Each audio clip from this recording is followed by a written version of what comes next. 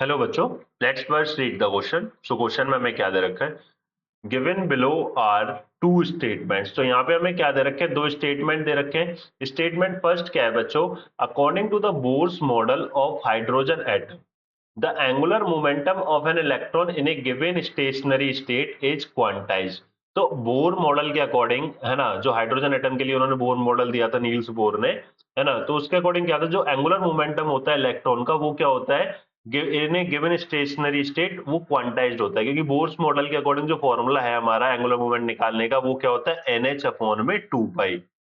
क्या होता है बच्चों? एन एच अपॉन में 2 पाई, और एन क्या है? नंबर ऑफ ऑर्बिट जिसकी वैल्यू होती है 1 2 3। तो इस तरीके से कुछ डेफिनेट वैल्यूज होती है, तो इसलिए क्या होता है? हमारा क्वांटाइज्ड होता है। क्या होता है बच्चों? क्वांटाइज्ड होता है। तो ये बोर ने दिया था, तो बिल्कुल ये बात जो लिख रही है यहाँ पे बिल्कुल सही है। स्टेटमेंट फर्स्ट आपका सही है।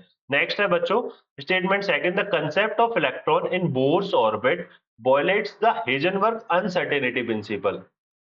ठीक है। In the light of the above statement choose the most appropriate answer from the options given below.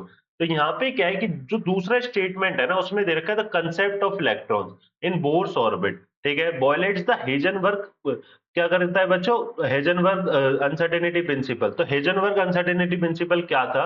According to the Heisenberg, किसी भी माइक्रोस्कोपिक पार्टिकल का मोमेंटम एंड जो पोजीशन होती है ना बच्चों, हम साइमल्टेनियसली कैलकुलेट नहीं कर सकते। अगर आपने पोजीशन बता दी तो आप मोमेंटम नहीं बता सकते, अगर आपने मोमेंटम बता दिया तो आप पोजीशन नहीं बता सकते। तो इसी को बेस पे उन्होंने क्या बताया था? ऑर्बिटल का कंसेप्ट आया था भाई। ऑर्बिटल के कंसेप्ट में उन्होंने बोला कि अगर आपको ऑर्बिटल के कंसेप्ट में इलेक्ट्रॉन की पोजीशन जाननी है तो आप पोजीशन जान सकते हो, बट आप उसका मोमेंटम नहीं बता सकते।